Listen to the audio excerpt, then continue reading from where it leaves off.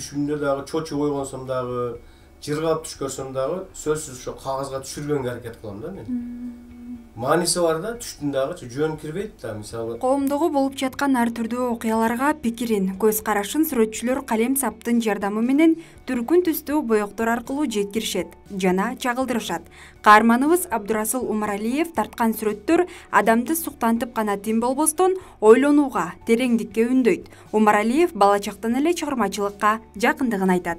Биринчи мугалимди сөзсүз эстеп кетиш керек. Мен айылымда ошо мектепте окуп жүргөндө Айдаров Матмуса агайыбыз сүрөттөн сабак берчү.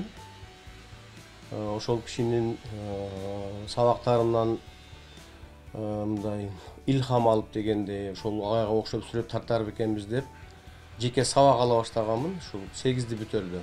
Ошол 8-ти бүтүп Бишкекке, ал убакта Фрунзе. Ошол жака сүрөт окуу жайына барып өтүп 4 жыл ал жерде билим алдым. Андан кийин кесип боюнча Ош мамлекеттик университетинин искусство факультетин аяктадык.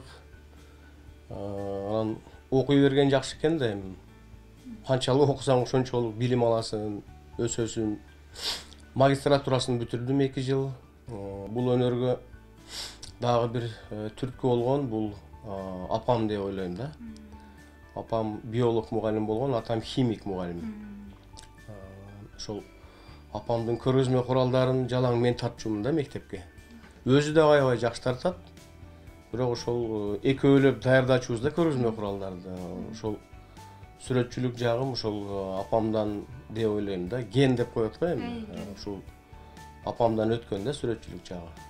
Абдурасыл Умаралиев сүрөттүн графика, живопись түрлөрү жана кол өнөрчүлүк менен да алектенет. Өзү айтып өткөндөй, бара-бара табигый нерселер жоголуп, жасалмалуулук кысып бараткандыгын сүрөттөрүндө камтыган.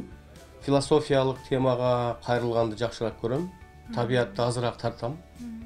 Эми гана баштадым табият менен таанышып, этюдтарга чыгып дегендей. Көбүнчө студийный да меники иштерчи, мындай идеялар келгенде ошо кагаздарга мондай эскиздерди түшүрүп алып туруп, андан ары өнүктүрүп, сөзсүз түрдө ушул аткарган жумушта бир чакыруу же болбосо жеткирүү темасы болсо, мен ушул иште аябай көп убакыт иштейм да. Мен мындай тез иштегенге эч көнө албай койдум. Бир жумушум кээде 1 жылга, 2 жылга созулуп кетет. Андан кийин анан толукталып отуруп, анан мондай майда иштерди бүтүрүп, андан кийин гана анан алып чыгам да мен. Каарманыбыз эркин сүрөтчү катары Өзбекстан, Казакстан өлкөлөрүнүн сүрөтчүлөрү менен биргеликте жаратылышка, тарыхый шаарларга чыгып сүрөт тартып келишет. Жакында эле тарыхый Хива шаарына бир топ сүрөтчүлөр менен барып келишкен. Сырттагы сүрөтчүлөр менен тыгыз байланышты түптөдүк. Мына Казакстан, Өзбекстан, Россияда иштеп жүргөн өзүмдүн окуучуларым менен тыгыз байланышып, ошонун негизинде биз мурда Самаркандка барган элек, андан кийин биздин тайпа барып келди. Үчүнчүсүндө биз Хива шаарына, тарыхый Хива шаары бар Хорезм областында. Ошол жерге бир жумалык пленерге катышып келдик. Анын негизинде биз Өзбекстанда выставка уюштурдук. Ошол Хива шаарынын өзүндө эле ачык асманда көргөзмө уюштурдук.